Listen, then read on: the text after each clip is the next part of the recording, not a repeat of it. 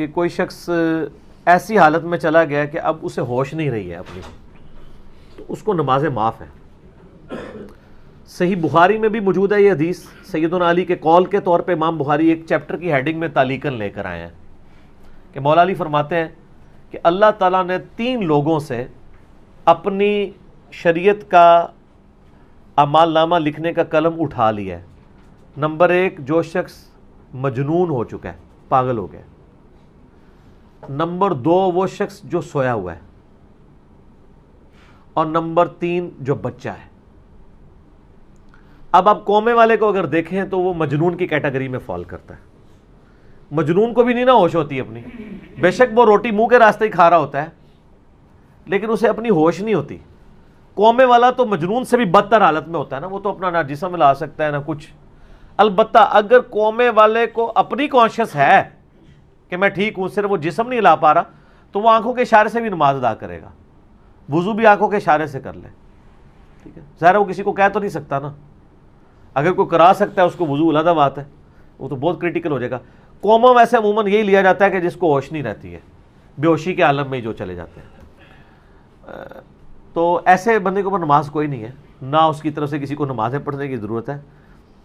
البتہ صحیح بخاری مسلم میں آیا ہے کہ اگر کسی شخص کے منت کے روزے رہتے ہوں، فرض روزے نہیں، منت کے، تو اس کی اولاد اس کی طرف سے وہ روزے رکھے۔ اس طریقے سے منت کا کسی نے حاج یا عمرہ مانا تھا، اولاد کرے گی۔ منت کا صدقہ اور خیرات مانا ہوا تھا، اولاد اس کے مرنے کے بعد اس کی طرف سے ادا کرے گی خود فزیکلی۔ نمازیں نہیں پڑھے گی، نمازیں اگر قومے میں تو معاف ہے، اور اگر نہیں پڑھی تو عذاب بھگتے گا، پیچھے آپ جتنی مرضی نمازیں پڑھ لیں کوئی فرق نہیں پڑنا۔ تو میت کی طرف سے نہ آپ نے نماز پڑھنی ہوگی، صرف منت کے روزے رکھیں گے، صدقہ خیرات کریں گے، حج اور عمرہ کریں گے، اور نمازوں والا معاملہ کوئی نہیں ہوگا۔ جو قومے میں چلا گیا ہے تو میں نے بتایا وہ سیدنا علی کا قول جو ہے صحیح بخاری میں تعلیقاً موجود ہے کہ 3 لوگوں سے اللہ نے قلم اٹھا لیا ہے، پاگل سے، بچے سے اور مجنون سے۔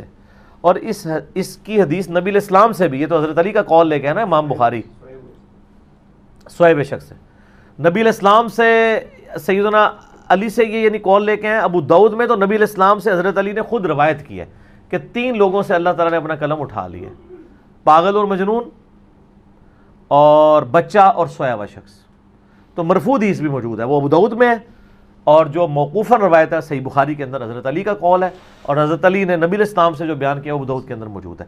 تو قومے والے کو بھی اس کے اوپر ہی یعنی قیاس کیا جائے گا، تو اس کی آپ ٹینشن نہ لیں۔ البتہ قومے والا یعنی اگر وہ یعنی زندہ ہے تو آپ اس کی طرف سے روزوں کا آپ فدیہ دے سکتے ہیں، کیونکہ وہ تو بیمار والے معاملے میں آئے گا نا، تو جو بیمار روزے نہ رکھ سکتا ہو اس کا تو ہے نا معاملہ کہ آپ اس کی طرف سے فدیہ دے دیں، صدقہ فطر، 1 روزے کے بدلے 1 مسکین کو کھانا یا اس کے ایکویلنٹ رقم دے دیں، اکٹھا بھی دے سکتے ہیں، اور وہ ایوریج کھانا جو آپ خود کھاتے ہیں۔ باقی